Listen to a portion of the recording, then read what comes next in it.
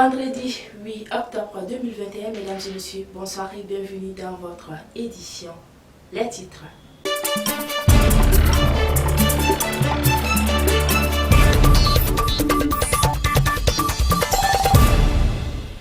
Le Mali fait face à divers problèmes en cette période, après de 4 mois de la fin du mandat du gouvernement de transition. Et puis visite du ministre algérien des Affaires étrangères et de la communauté nationale à l'étranger au Mali. Nous recevons Souleymane Demba Konaté, il est sociologue de formation. Nous allons parler de l'actualité politique. Bonsoir, monsieur Konaté. Bonsoir, madame, et merci de m'avoir reçu sur votre plateau. Merci, monsieur Konaté. Entretien à suivre au cours de cette édition. En fin d'édition, la page sportive vous sera présentée par Aïssata Kombati Konaté. Voici pour les principaux titres de développement dans un instant.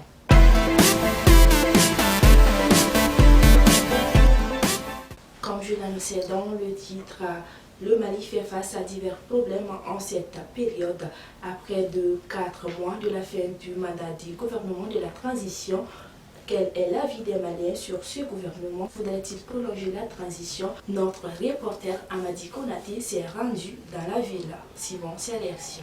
Concernant l'élection, ou si la transition doit être prolongée, bon, de mon point de vue, j'aimerais bien que la transition soit prolongée, vu que, parce que on a eu à les voir, 80% du territoire malien sont occupés jusqu'à présent.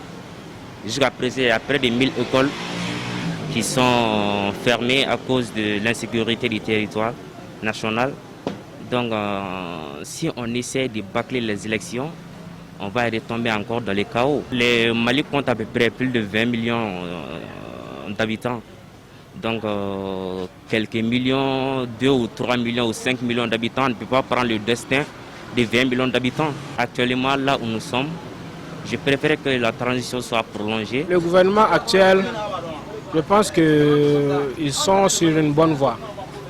Parce qu'actuellement, le pays, on a besoin de sécurité. Et puis, on a beaucoup de problèmes sociaux. Voilà, bon, maintenant, ils sont en train de faire des efforts pour que la sécurité revienne. Parce qu'on a vu récemment, ils ont acheté des matériels. Bon, pour les problèmes de la société aussi, on a vu qu'ils ont engagé une lutte contre la corruption. Donc je pense qu'ils sont sur une bonne voie, quoi. Même s'ils ont mis du temps, mais je pense qu'actuellement, ils sont sur la bonne voie. Je pense que la transition doit être prolongée. Parce que pour des élections apaisées, il faut que les votes se passent dans tout le territoire national, quoi. Mais actuellement, on sait que la sécurité n'est pas partout. Voilà, mais ceux même qui disent qu'ils sont pressés pour les élections, il y a beaucoup de zones, ils ne peuvent pas aller faire les campagnes là-bas. Voilà, donc les élections, moi je pense que ce n'est pas urgent, quoi. Les gens ont des problèmes plus importants que les élections actuellement. J'appelle la population à soutenir les autorités. On doit rester unis. Comme on dit toujours, l'union fait la force. Donc on doit les soutenir. Visite du ministre algérien des Affaires étrangères et de la communauté nationale à l'étranger au Mali, Ramtan Lamra, a exprimé mardi dernier la solidarité de l'Algérie avec le peuple et le gouvernement malien. Il a été reçu en audience par Assimi Goïta, président de la transition au Mali, et par Choukel Kokala Maïga, premier ministre. Ramtan Lamra, nous l'écoutons.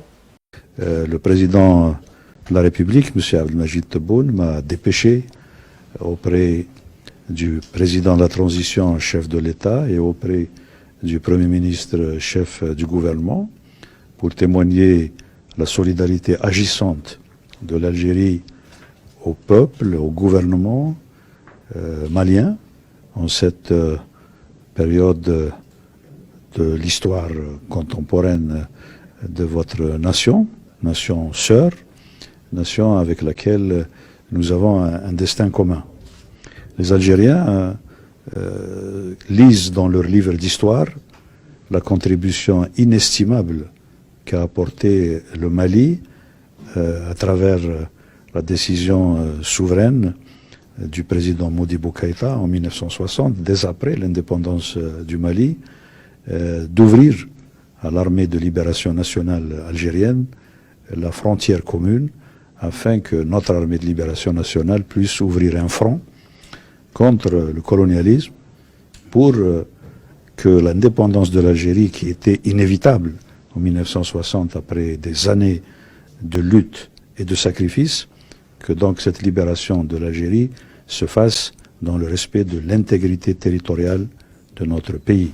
La situation actuelle entre le Mali et la France s'empire du jour au lendemain. Pour avoir l'opinion des citoyens sur ce sujet, Djeneba Koné et Mohamed Moussamake sont allés à la rencontre des populations. Le mardi dernier, le président français Emmanuel Macron a dénoncé, je cite, « Il faut que l'État revienne avec sa justice, son éducation, sa police partout, particulièrement au Mali. » Fin de citation. C'est sans doute la gouttelette qui fait déborder la vase, menaçant la relation franco-malienne. Après Alger, Bamako rappelle son ambassadeur de France. Pour bon nombre de citoyens, le Mali retrouve sa souveraineté nationale.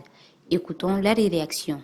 Nous ne saurons tolérer que la France, jusqu'à présent le Mali a 61 ans d'indépendance, et que la France daigne toujours à nous donner des ordres, et que son président, à travers la diplomatie française, nous parle comme si on était toujours sous tutelle française.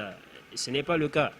Donc nous exhortons les autorités maliennes de la transition à faire valoir les droits de tous les Maliens, parce qu'ils nous représentent tous, pour que, comment dirais-je, les relations entre le Mali et la France puissent être, comment dirais-je, sur de nouvelles bases. C'est-à-dire que sur le plan sécuritaire, nous le savons tous, le torchon est en train de brûler entre la France et le Mali. Les Français menacent un jour de retirer leurs militaires. Un jour, ils disent qu'ils vont le garder. Tout ça parce que non, les Russes, la société privée des mercenaires russes et le gouvernement de transition essayent de ramener de la sécurité ici.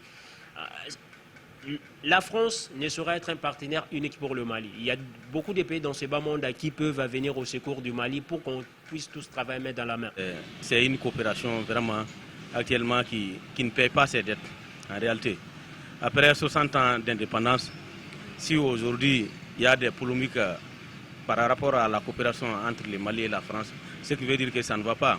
Donc il est temps que la France sache que s'il n'y a pas de coopération gagnant-gagnant, la coopération peut être interceptée au niveau du Mali.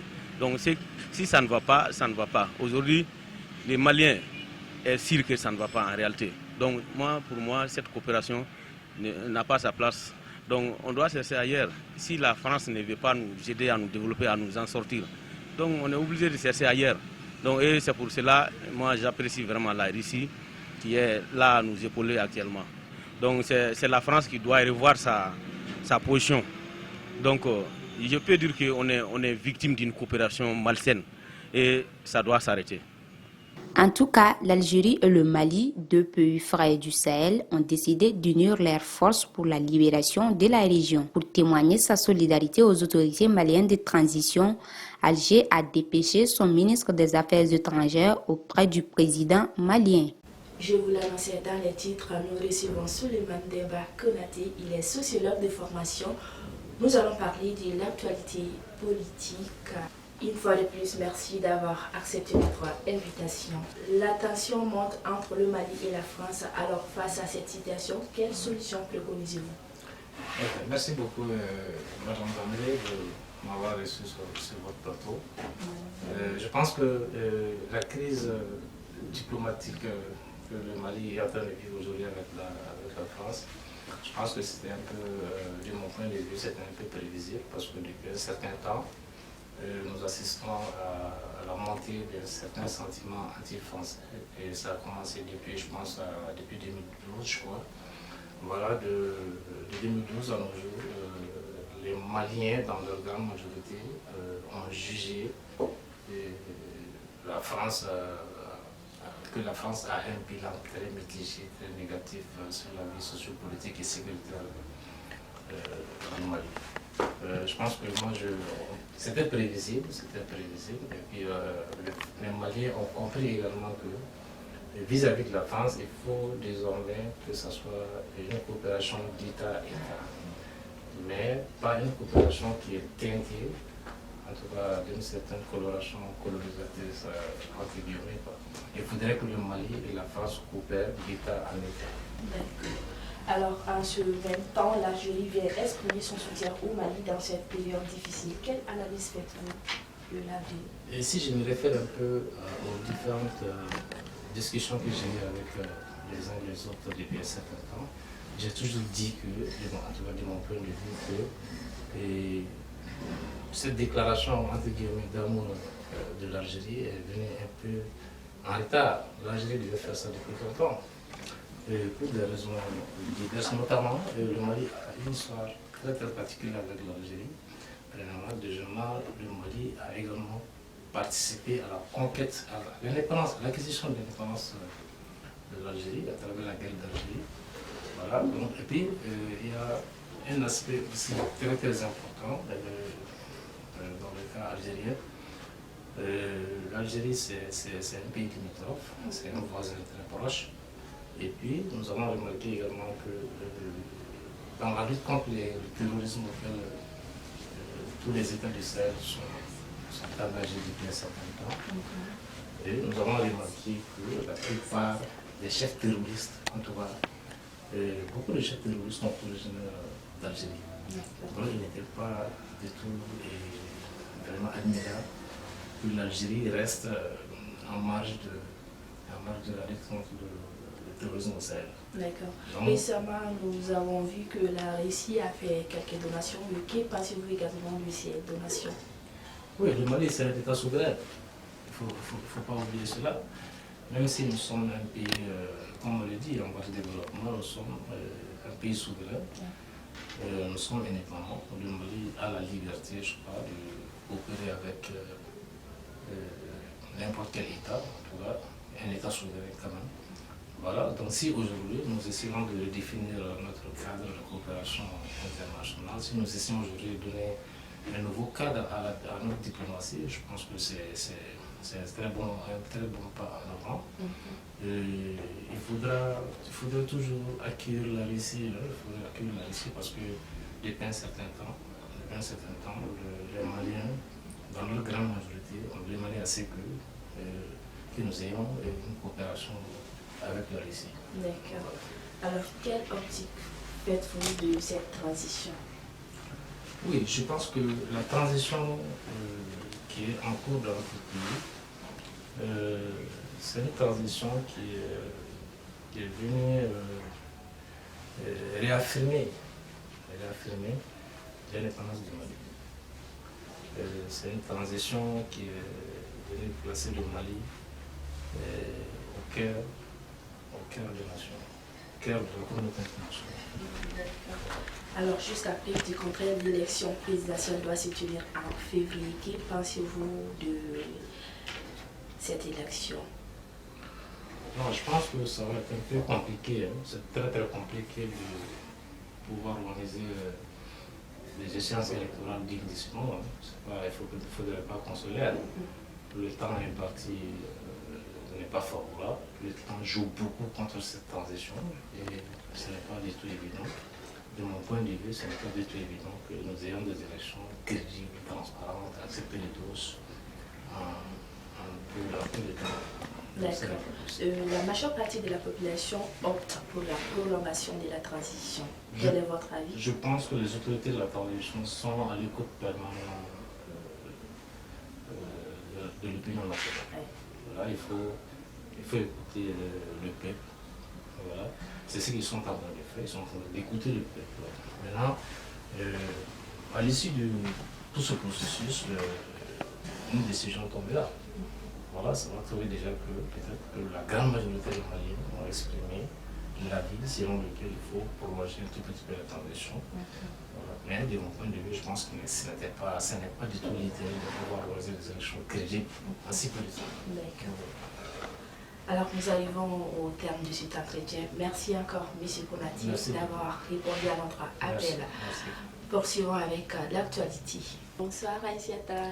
Bonsoir Djeneba, ça va? Ça va. Bien. Alors que peut-on retenir de l'actualité internationale après cette belle victoire des Aigles du Mali?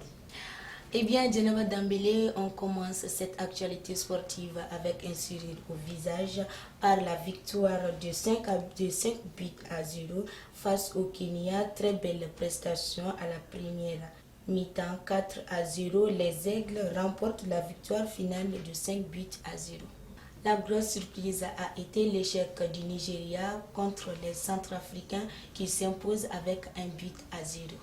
Pour la zone Europe, la France revient sur le score des Belges. Le bleu menait de 2 buts à 0 en première période. La France réagit à la deuxième période en battant les Belges par un score de 3 buts à 2. Et quant à l'Espagne qui bat l'Italie avec un score de 2 buts à 1. Zeneba, c'était tout pour cette actualité sportive. Eh bien, merci Aïssiata Koubati Kouyaté pour ces informations et félicitations à nos aigles. Nous arrivons au terme de cette édition dont j'ai eu tout le plaisir de vous la présenter. Nous vous donnons rendez-vous lundi, Inch'Allah. D'ici là, portez-vous bien, qu'Allah bénisse le Mali. Au revoir.